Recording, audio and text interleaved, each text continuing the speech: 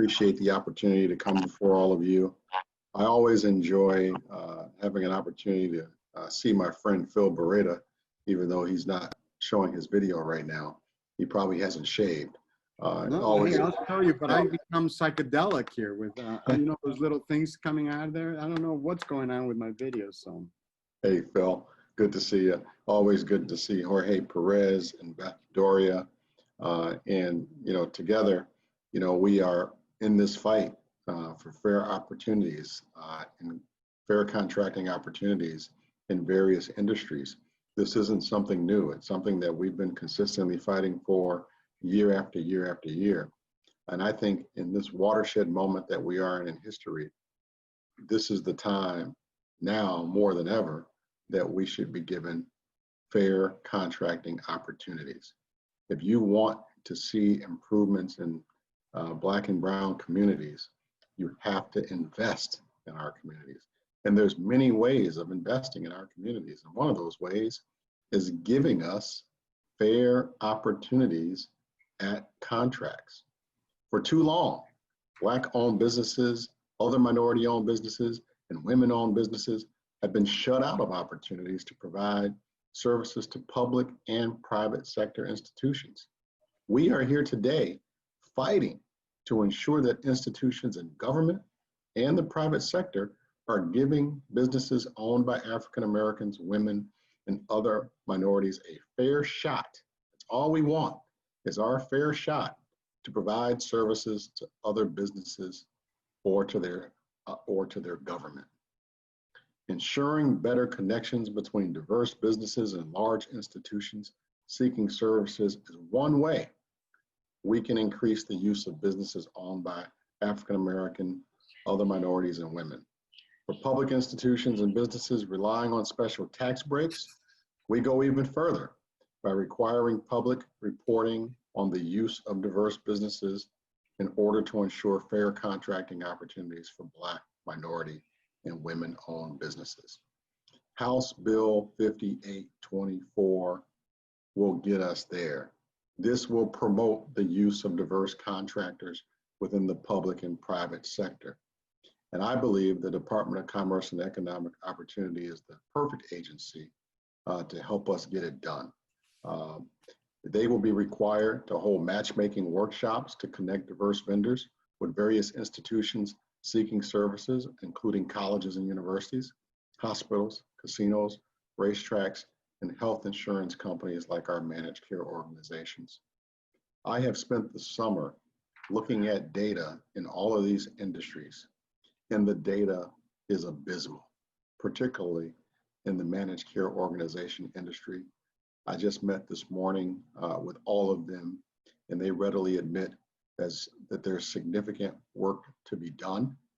I asked them to come on and support this initiative here, and I'm looking forward to the managed care organizations and their association joining us in the support of this initiative and the fight for fair contracting opportunities, because when you look at their BEP numbers, they are abysmal, and we have to demand our share of a $20 billion pie.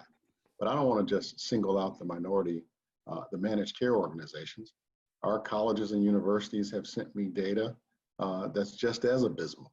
And year after year after year, we continue to fund state budgets that fund these colleges and universities that do not support Black and brown communities. It's time that we change all of that. I do believe that House Bill 5824 is just one step in that direction. And I'm looking forward to getting this done, getting it done now. And now means we are starting the advocacy efforts to get this passed in veto session. And I am demanding that veto session takes place as scheduled, because the Black agenda cannot wait.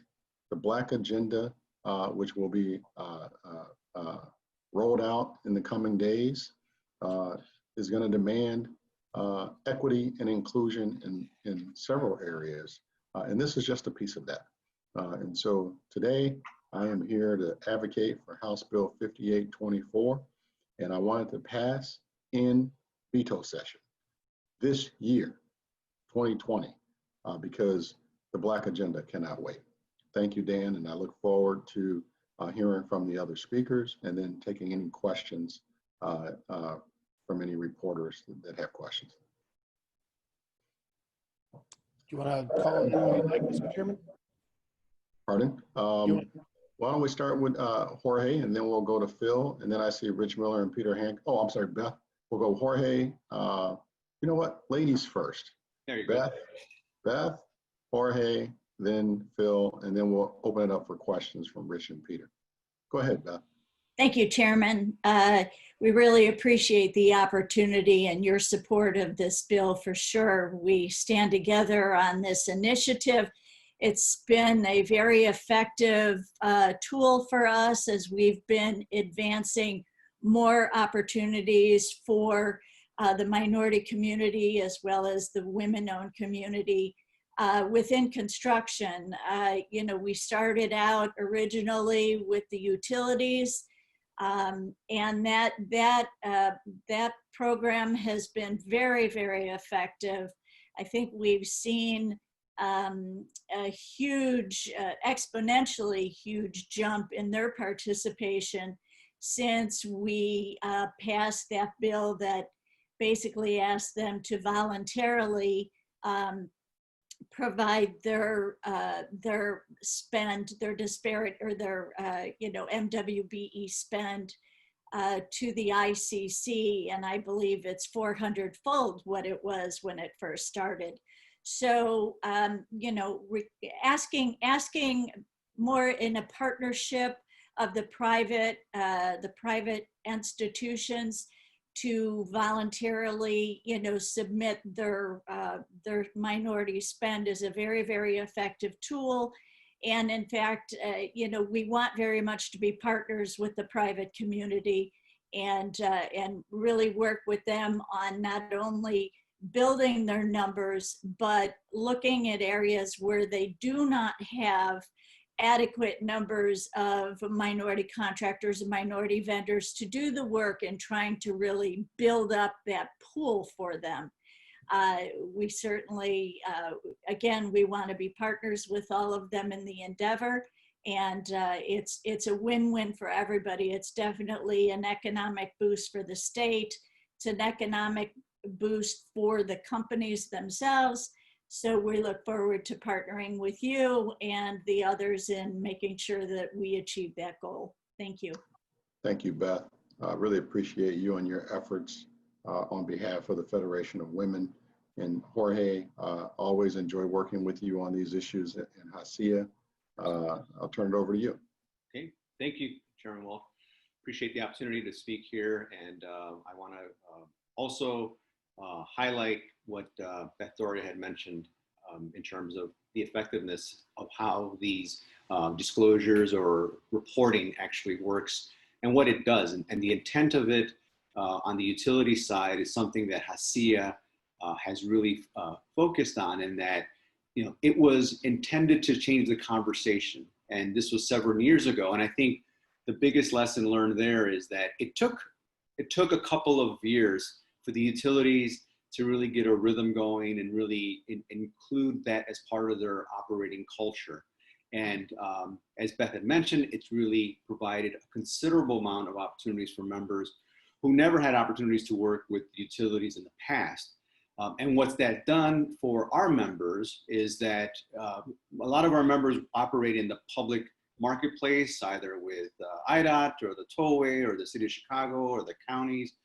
And one thing that is still true is that payment in those areas is slow, and cash is still king now more than ever. But for any business, in particular construction businesses or design businesses, engineering businesses, it is very crucial. And for small minority Hispanic-owned businesses, it is critical that they provide constant cash flow.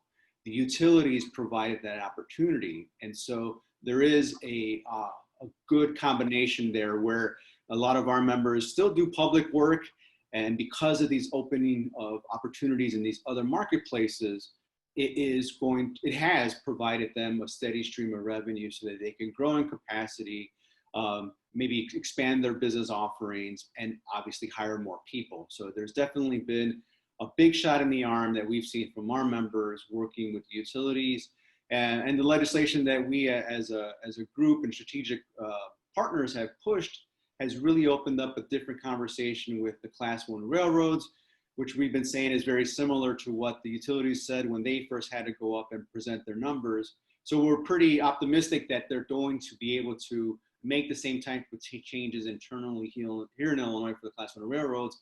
But as you said, Chairman Welch, like the hospitals are definitely an avenue, an area that our members have tried very hard for many, many years to get into. And that's one thing that we really look forward to, how this opens up. And obviously for the other corporations, as you mentioned, Chairman, now is the time, now is the moment for a lot of corporations, and a lot of them have stepped up already to really open up opportunities for firms in the design, engineering, construction industry, for our members at HACIA. You know, in Chicago alone, the two developers of Sterling Bay and Related Midwest with their large projects, they really stepped up to the plate to really embrace diversity and inclusion in the building of these projects, which will span many, many years. And that does open up an opportunity to really sustain businesses for having them grow. And I think we can help out these corporations as well. I mean, a lot of corporations, we hear the same pushback or the same comments, but I think we've been doing this long enough to be able to provide them with that counsel so that they can reach these goals and really try to change the whole perception of inclusion diversity with private corporations on their design and construction front. So I appreciate the opportunity to speak here, Chairman. Thank you. Thank you, Jorge. I always appreciate you and enjoy working with you. Mm-hmm. And of course, I've been working with this guy for several years, and you know, every now and then we also go out on the golf course to do our work. And his long game combined with my short game, we make for some great best ball golfers. Phil, what's happening, man? Great, and thank you for this opportunity, Chairman. As both Beth and Jorge said, one of the things that makes a change is when people become transparent, and corporations have become transparent when they're reporting numbers. And as said very well, in the utilities, it was shown that that exactly was what happened. They opened it up when they started reporting to the IHCC, to the Illinois Commerce Commission. You can see the changes. And like Jorge said, it took a couple of years, but it became part of their culture. I would love to see, and not just in the construction, but professional services and all the services, for the private sector to really understand the impact that they create when they're opening it up to the minority and women-owned businesses.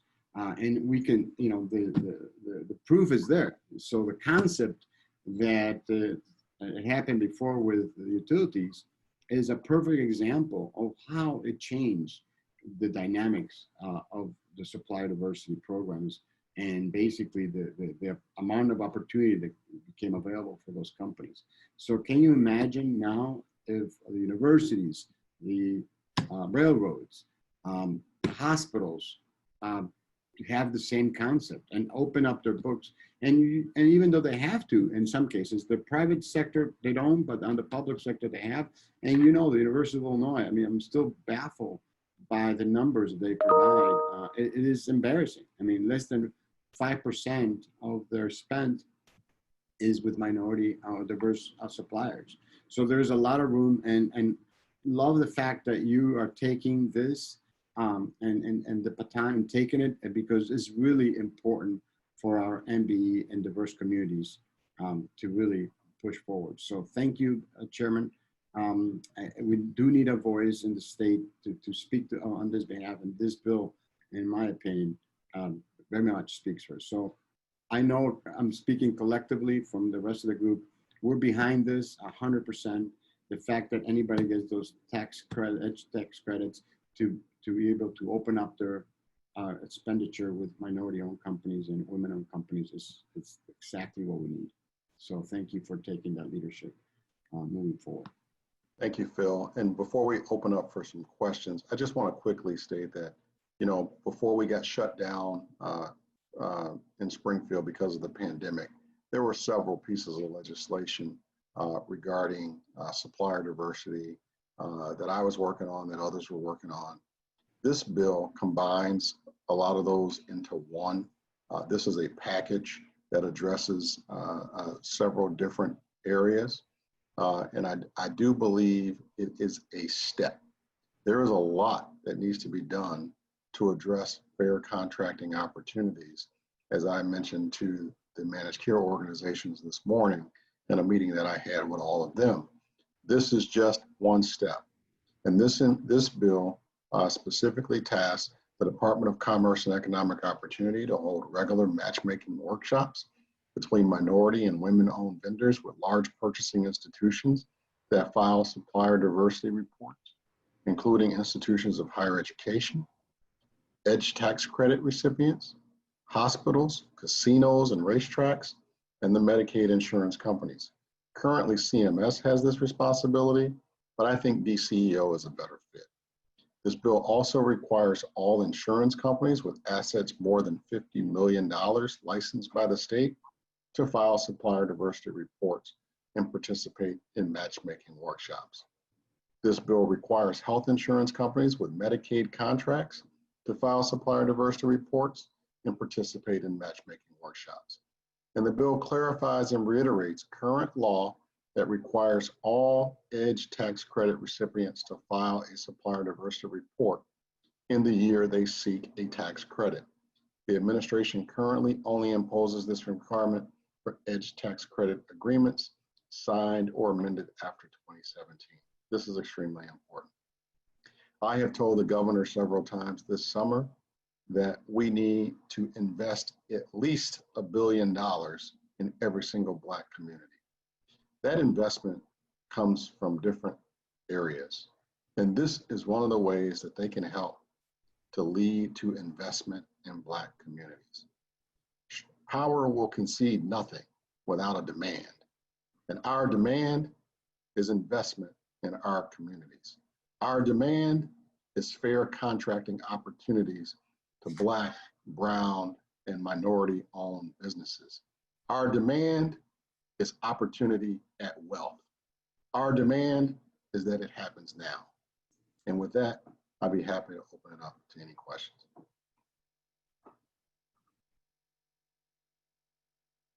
Peter or Rich, Herb?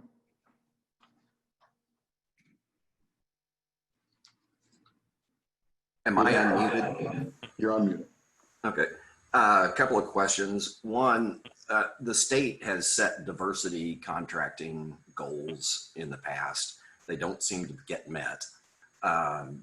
What is the hang up here, and how is this bill going to be any different? Well, this bill, first of all, I think will help shine a light on those disparities and the lack of opportunities being provided. I also think this bill will provide opportunities to take away some of the excuses that are being used out there. That's why DCEO is very important in the matchmaking workshops and opportunities, because it'll take away a lot of the excuses. As I said to the managed care organizations this morning, that's all I hear is a bunch of excuses. Excuses are tools of the incompetent. They build bridges to nowhere, and those who use them are monuments to nothing. We're tired of hearing excuses. And so we need to do things that remove a lot of those excuses. And I do believe workshops provided by DCEO have been helpful in the past and will be helpful in the future. I also believe a big big stick here is the EDGE tax credit. You know, if you want to take advantage of that EDGE tax credit and keep that EDGE tax credit, you're going to have to perform, and you're going to have to hire people that look like me and Jorge and Phil and Beth, or you're not going to be eligible for the EDGE tax credit. You know, we have to govern by policy and demand that these companies stop giving us excuses. And this is just one step in that direction. Okay, and second question is, what do you say to the people who would argue that the #1 priority in contracting and state spending should be to get the best value for Illinois taxpayers? regardless of who's providing it. Yeah, and I believe that, you know, there's a lot of minority vendors who would love to just be notified of that opportunity, that aren't even being notified of that opportunity, that are exceptionally qualified and are the best ones to provide that service. Many people who use that line, Peter, use it as some type of an excuse. And I think that's an excuse that's unacceptable, because I know, and Phil knows, and Jorge knows, and Beth knows, that there are exceptionally well qualified companies out there who just aren't even being notified of these opportunities. And so we demand these opportunities, and we want them now. Okay. I'll give you an example, Peter, before the next question.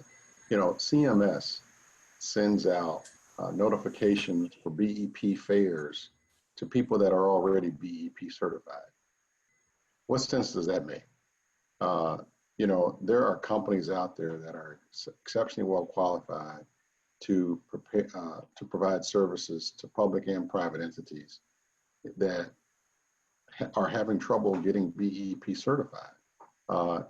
Those are the folks that need to show up at matchmaking workshop opportunities, at BEP certification workshop opportunities.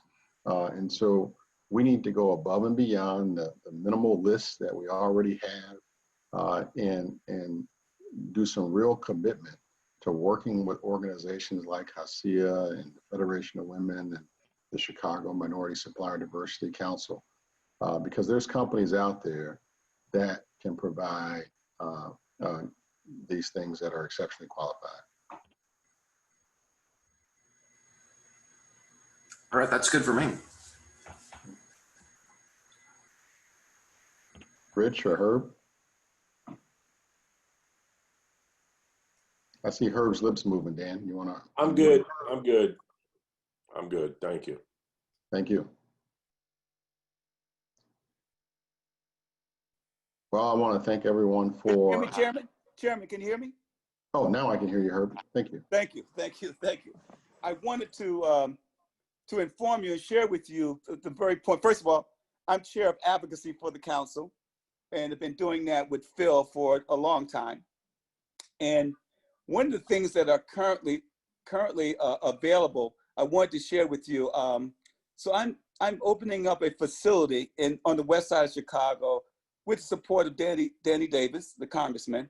But I wanted to inform the UIC has elevated their discussion with me, with the Chancellor Barish, Dr. Barish, David Lofton, the COO of the hospital, along with some others. And I wanted to, and so this has been very encouraging.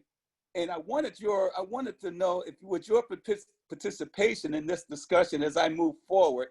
And this is recent as Monday. I had a meeting with them on Monday, and a very prosperous meeting. And I've only been singled out with Danny Davis, and that would be important, Chairman Welch, if you were able to participate in that discussion with me as we move forward.